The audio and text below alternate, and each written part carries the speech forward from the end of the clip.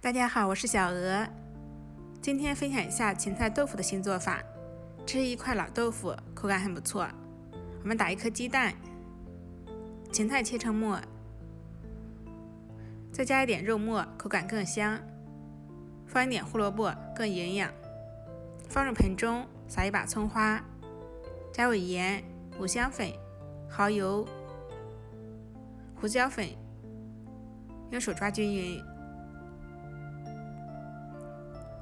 再放点香油，再加几滴老抽上色，加2勺淀粉，口感更滑嫩。搅拌均匀，用手团成丸子，放在萝卜片上。